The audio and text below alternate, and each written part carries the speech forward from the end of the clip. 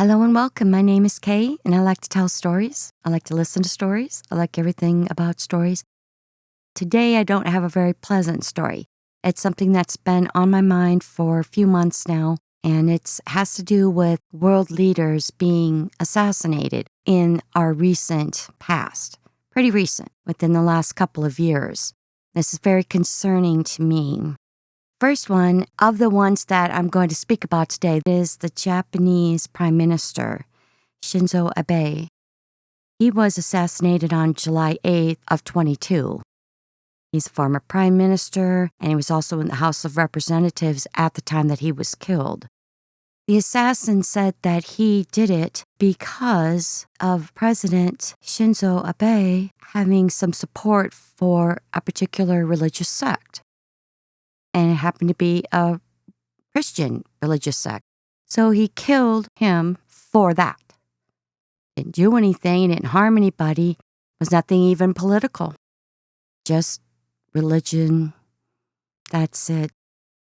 And the next one that happened, I'm just going to go chronologically, was Nancy Pelosi's husband, Paul Pelosi. She is our former Speaker of the House, and was a Speaker of the House at that time. She wasn't home when a man broke into their house, asked her husband, "Where's Nancy?" He beat him with a hammer, really bad. He's badly hurt. This happened on October 28th of 22. He required skull surgery. That's nice. The assailant, David DePape, he was sentenced to 30 years in prison. He claims that the reason he did that was because he wanted to ask our Speaker of the House, Nancy Pelosi, some questions. And if she didn't answer truthfully, he was going to break her kneecaps to begin with. Then more stuff. His plan was go into the House, get our Speaker of the House, take her somewhere, tie her up, ask her questions, and torture her until he got the answers that he wanted. And this is amazing to me that anyone was able to do this for the third most powerful position in our country. For those of you who aren't American, you have a president at the top. You have a vice president in case something happens to the president. The vice president would take over. In the situation where the president and the vice president are incapacitated or have died, then the Speaker of the House becomes our new president. She had really no security. Last June, when our former speaker was asked how her husband was doing, she informed everyone that he was at about 80% recovery. That was a year and a half ago since the attack. In a year and a half's time, he's only made it back about 80%. That's very sad. Then I come to two stories now of two very close presidents of their countries dying in helicopter crashes.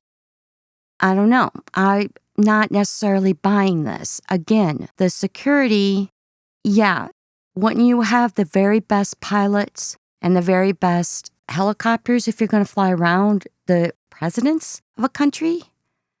I don't know about this. So Chile's president, Sebastián Pinera Echenique, died in a helicopter crash on February 6th of this year. Shortly thereafter, we have the Iranian president from Iran, President Ebrahim Raisi, killed also in a helicopter crash on May 19th, so just a few months ago. He served almost 3 years in his presidency at the time when he was killed. Again, why is this happening? I don't know. I don't want to get all conspiracy on it. For the life of me, I don't know what's going on here. So today, we have the very second, I don't know how many there will be, but the second attempt on former President Donald Trump. And this one happened in Florida. So today is September 15th of 2024. I don't understand this. He was on the golf course, the assassin, not on the golf course, but within 200 yards, kind of within range there. Little close here. I don't understand why the Secret Service didn't pick up on this, why they didn't notice. I don't get it. And this comes after his first one, which happened in Pennsylvania. And that was in July 13th of 2024, almost exactly 2 months ago. So, again, guy walking around everywhere an hour before, picking out a nice rooftop, killed a firefighter. I was really upset about that. The firefighter, it's like, yeah, we definitely need fewer firefighters in this world. They risk their own lives to help us if we're stuck in a burning building. Or if we're having a heart attack, they'll be there first sometimes, before the ambulance. They can save you. They're not like cops where you have officers and you could debate the brutality and whatnot. But firefighters are not in that category. They're selfless people. And my condolences to his family. But I am very concerned because it just doesn't stop. It's been a bad year for a lot of people. And 2022 was really pretty bad. Almost took out the Speaker of the House and managed to take out the Japanese Prime Minister. So that's where we stand today. Thank you for listening to my concerns. And I don't know if I'm going to stop being concerned, but I do wish all of our people in office be vigilant, be careful, and be safe.